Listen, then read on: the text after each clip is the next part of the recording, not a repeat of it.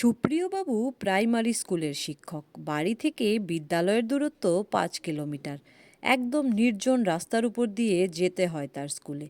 বাড়ি থেকে স্কুলে যাওয়ার রাস্তায় কোনো রকম যানবাহন ছিল না। সুপ্রিয়বাবু ভালো মানুষ। প্রায় প্রতিদিন ওনাকে কেউ না কেউ বাইক অথবা সাইকেলে লিফট দিয়ে দিতেন।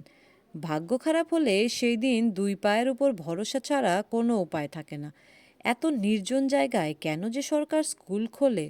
রোজ সকালে স্কুলে বের হওয়ার আগে সুপ্রিয়বাবু এটাই মনে করেন। একটু একটু করে পরিশ্রমের টাকা জমিয়ে সুপ্রিয়বাবু একটা ব্যাটারি সাইকেল কেনেন। সাইকেল কেনার পরে তিনি শপথ নিলেন, প্রতিদিন কাউকে না কাউকে লিফট দেবেন, কাউকে মানা করবেন না।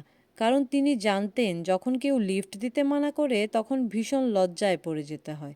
সুপ্রিয়বাবু যখনই স্কুলে যেতেন কাউকে না কাউকে পেছনে বসিয়ে নিতেন। ফেরার সময়ও যে কোনো মানুষকে লিফট দিতেন। একদিন স্কুল থেকে ফেরার পথে একজন অচেনা ব্যক্তি হাত দেখান। সুপ্রিয়বাবু সাইকেল থামিয়ে তাকে পেছনে বসিয়ে নেন।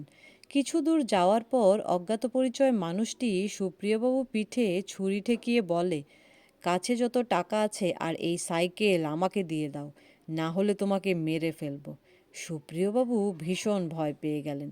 টাকা পয়সা তেমন কিছু ছিল না, কিন্তু অনেক কষ্ট করে সাইকেলটা কিনেছিলে, শেষে ওটা দিয়ে দিতে হলো। যাই হোক, নিরুপায় সুপ্রিয়বাবু অজ্ঞাত পরিচয় মানুষটিকে সাইকেল দিয়ে বললেন, সাইকেল নিয়ে যান, কিন্তু আমার একটা অনুরোধ রইল। চোর বলে, বলুন। সুপ্রিয়বাবু বললেন, তুমি কোনোদিন কাউকে বলবে না এই সাইকেল কোথা থেকে এবং কিভাবে তুমি পেয়েছো। আমিও থানায় রিপোর্ট করব না। চোর আশ্চর্য হয়ে বলল, কিন্তু কেন?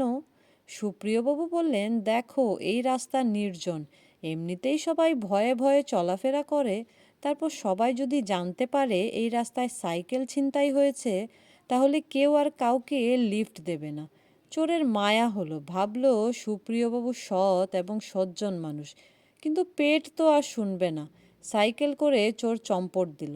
পরের দিন সকালে সুপ্রিয়বাবু দরজা খুলে দেখেন দরজার সামনে তার সাইকেল রয়েছে।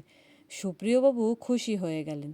কিছুটা আশ্চর্য হয়ে সাইকেলের কাছে গিয়ে দেখেন সাইকেলের কেরিয়ারে একটা কাগজ রয়েছে। কাগজে লেখা, মাস্টারমশাই, এটা ভাববেন না যে আপনার জ্ঞানগর্ব কথা শুনে আমার মন বিগলিত হয়ে পড়েছে।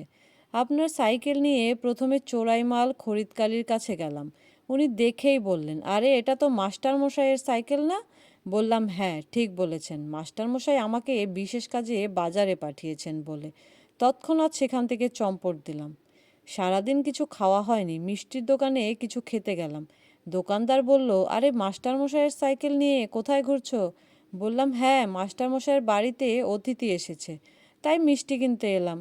রাস্তায় যার সঙ্গে দেখা সেই বলছে, মাস্টারমশাইয়ের সাইকেল দেখ দেখ।